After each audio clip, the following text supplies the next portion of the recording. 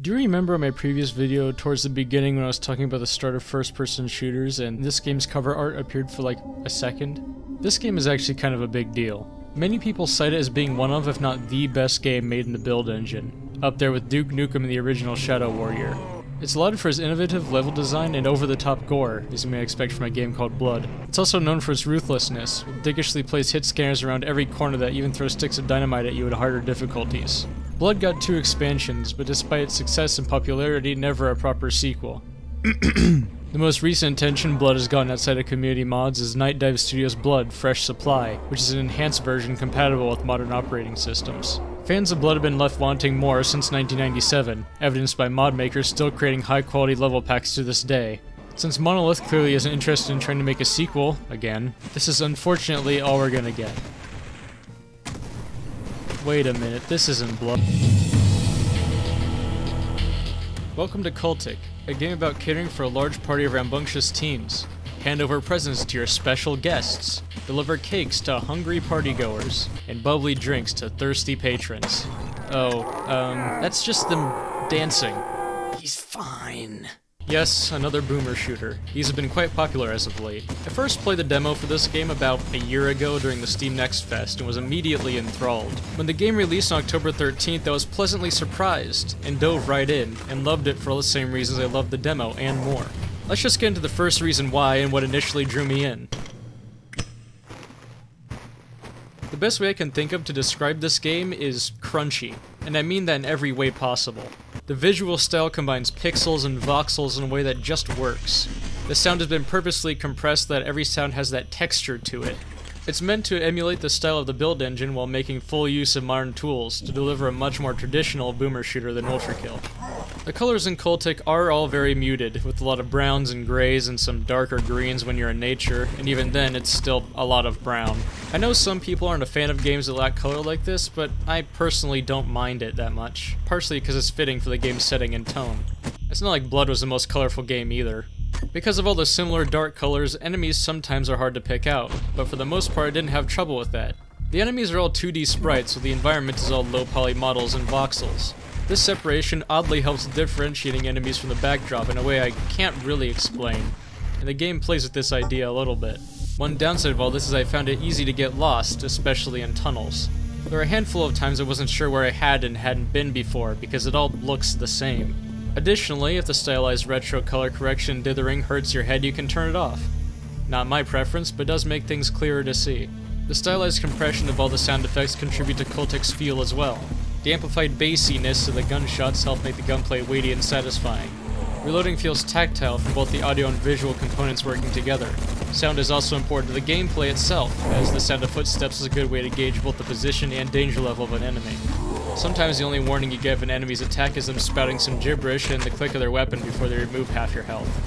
The one bit of audio that isn't compressed this way is the music. The music is good, it certainly sets the tone that it wants to at any given moment, shifting from the calm track to combat dynamically and then smoothly changing to more tense and creepy tracks when necessary.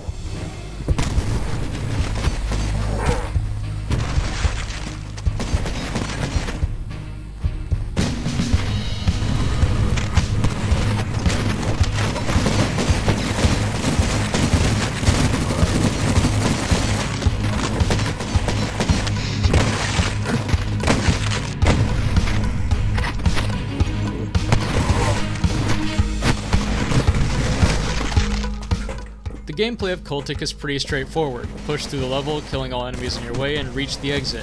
The first level contains all the main workhorse weapons: the hatchet, the pistol, the rifle, the shotgun, dynamite, and molotovs.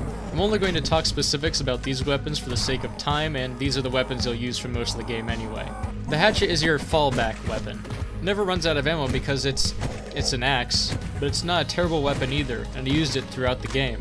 When you hold down click, you charge up a swing, and on a full charge you can decapitate any of the regular cultists in a single attack.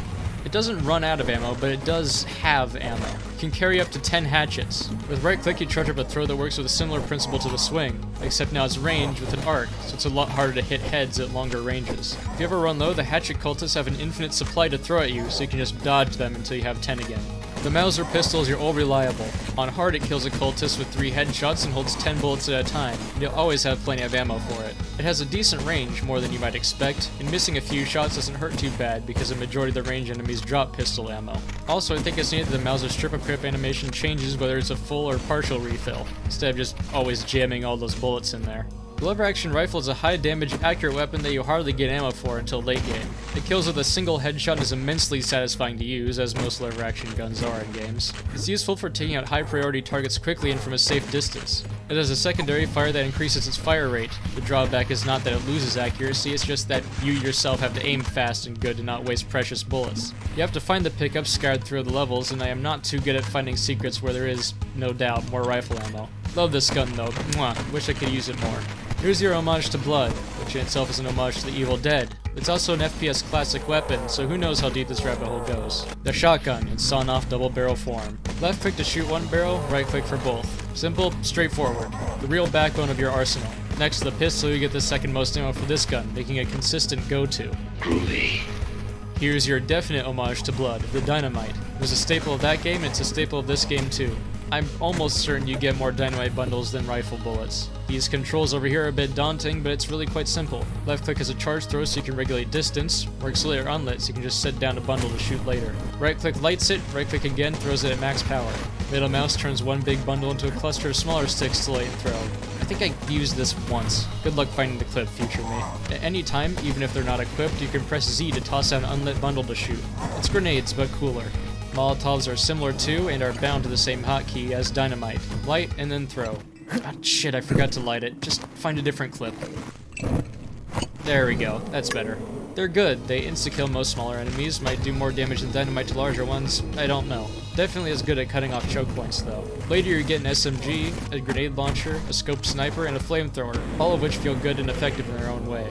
That covers the weapons. What about the other two things that are on that wheel down there? In dark areas, you can take out your lighter to illuminate the area around you. The drawback is that you're limited to one-handed weapons while you do this, which is just the pistol and hatchet. It is an interesting trade-off, either having better firepower or better sight, though most of the time you can see the enemies fine in the darkness, so it's not too much of a problem once the firefight gets started, so might as well just use shotgun.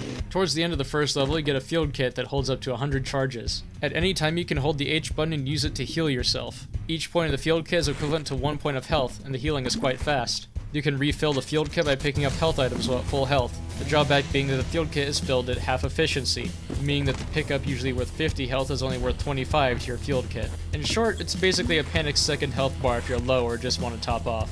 This helps compensate for the punishing difficulty, so if you fuck up, but not too badly, you can have a better chance of recovery instead of being stuck behind a wall with 10 health with an army of gunners around the corner. Speaking of which, most of this game's enemies are cultists with guns, but it doesn't feel like there's a deficit of enemy variety.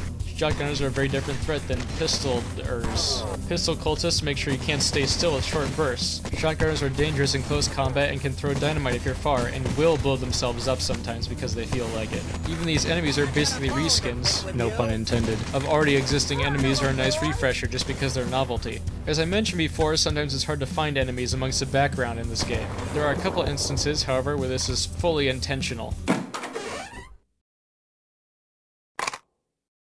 That an enemy? I guess not. I don't trust it. I was right, I fucking knew it! The only issues I have found with the enemies specifically is that the pistol cultists and SMG cultists look very similar, despite one being much more dangerous, and the enemy pathfinding can be janky sometimes, often around slopes and corners. This game is hard.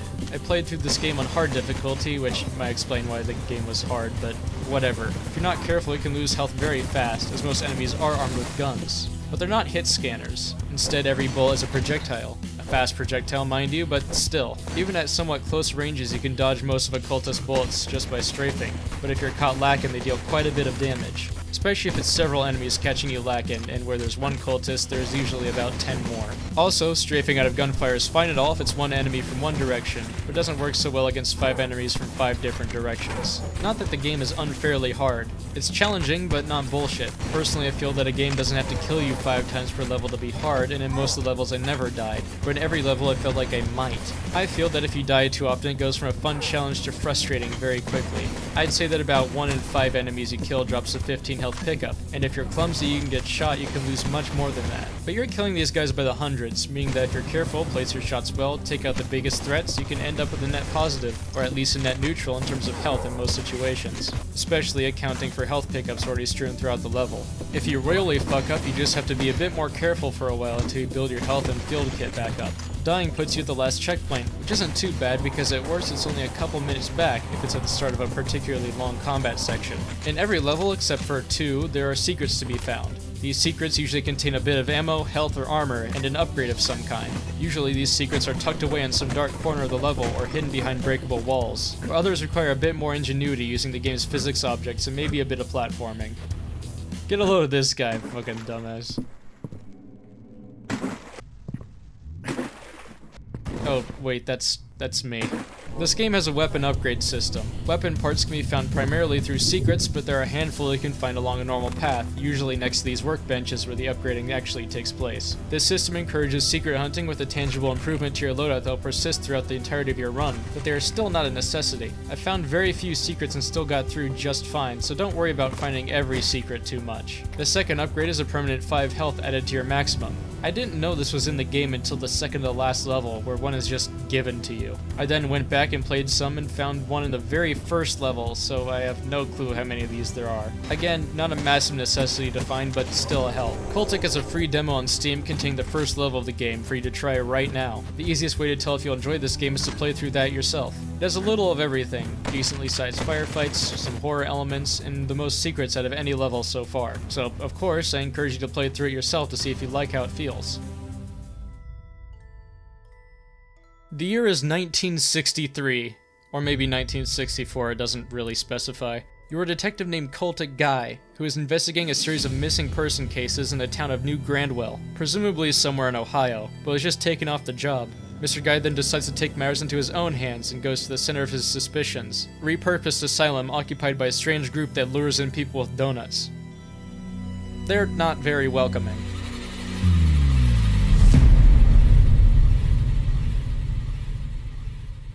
That's the basic premise. Anything beyond that can be found in notes scattered throughout the levels, primarily told from 2 different perspectives. One series is written by another person investigating the cult from the inside, and the other is written by a doctor, scientist working with the cult who isn't really part of it. Through these notes you can piece together some deeper mysteries about the nature of the cult, but in the end you can understand enough of what's going on without them. It's nothing absolutely earth-shaking, but the notes are written well and it's interesting enough. This isn't the kind of game you play for the story. I like this game. I enjoyed my time with it and will most likely revisit it in the future. From everything I've said up to this point, you can probably guess that I do recommend this game. And I do. There's only 10 levels in this game. That's not a bad amount, especially since the levels are about a casual 20 minutes to half an hour long. $10 for a new game is an okay price, but there are more levels that aren't out yet. After the final level, there's a teaser for the next chapter. But then why, you may ask, isn't the game in early access if the game's not finished? The next levels are going to be paid DLC. I do still recommend the game as it is, but I feel like this is information that you should know before going in. I'll probably do another shorter review on just Chapter 2 when it comes out, but no promises. This was supposed to be a shorter and quicker video so I could try and catch some of the hype around this game, and that went well. Also, next time will be the near opposite of a boomer shooter. Like and subscribe or whatever.